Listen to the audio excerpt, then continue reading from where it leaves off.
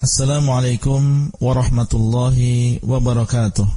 Alhamdulillah wassalatu wassalamu ala Rasulillah wa ala alihi wa sahbihi wa man wala. Halaqah yang ke-23 dari silsilah ilmiah penjelasan kitab Al-Usulul Thalathah wa Adillatuha, 3 landasan utama dan dalil-dalilnya, yang dikarang oleh Syekh Muhammad bin Abdul Wahhab At-Tamimi rahimahullah. Beliau mengatakan, wa dalilul istighatsah qauluhu ta'ala idz tastaghitsuna rabbakum fastajaba lakum. Dan dalil tentang istighatsah. Al-istighatsah artinya adalah memohon kepada Allah, memohon supaya dilepaskan dari kesusahan. Dan perbedaan antara istighatsah dengan isti'adzah, al-isti'adzah adalah memohon perlindungan dari sebuah kejelekan. Artinya kejelekannya belum terjadi, belum ada, dan kita memohon perlindungan kepada Allah supaya jangan sampai tertimpa oleh kejelekan tersebut. Adapun istighatsah, maka ini musibahnya sudah terjadi, sudah menimpa seseorang, dan kita memohon supaya musibah tersebut diangkat dan dihilangkan.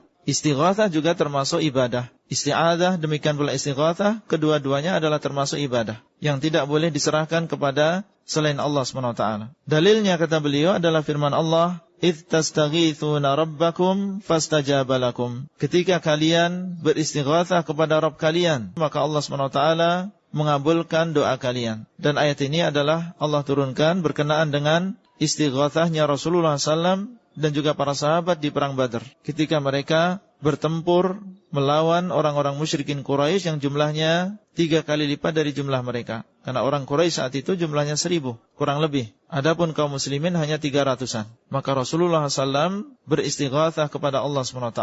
Demikian pula para sahabat radhiyallahu anhu. Tidak boleh seseorang di dalam usaha menghilangkan kejelekan dan musibah dari dirinya atau orang lain beristighatsah kepada selain Allah. Karena istighatsah adalah ibadah. Tidak boleh seseorang beristighatsah kepada syuhada atau yang dinamakan dengan rijal Allah. Karena istighatsah dengan mereka adalah termasuk istighatsah dengan makhluk. Dan ini diharamkan di dalam Islam. Beristighatsah adalah ibadah, harus dan hanya diserahkan kepada Allah SWT. Dan di sana ada istighatsah kepada makhluk yang diperbolehkan. Boleh seseorang beristighatsah meminta pertolongan kepada yang lain apabila terkena musibah dengan 3 syarat. Yang pertama adalah orangnya masih hidup, kemudian yang kedua hadir di depan kita, atau dia mendengar apa yang kita ucapkan, kemudian yang ketiga adalah tidak bertawakal dengan sebab tersebut, kemudian ditambah yang keempat, di dalam perkara yang dia mampu untuk melakukannya sebagai manusia. Apabila terpenuhi 4 syarat ini, maka boleh seseorang beristighatsah kepada orang lain. Seperti orang yang misalnya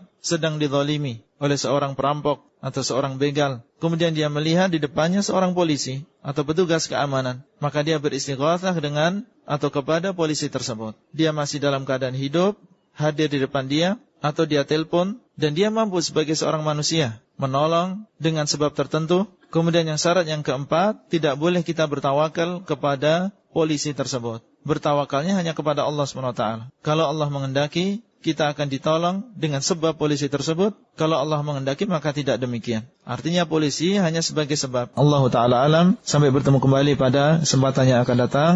Wassalamualaikum warahmatullahi wabarakatuh. Materi audio ini disampaikan di dalam grup WA Halaqah Silsilah Ilmiah HSI Abdullah Rai.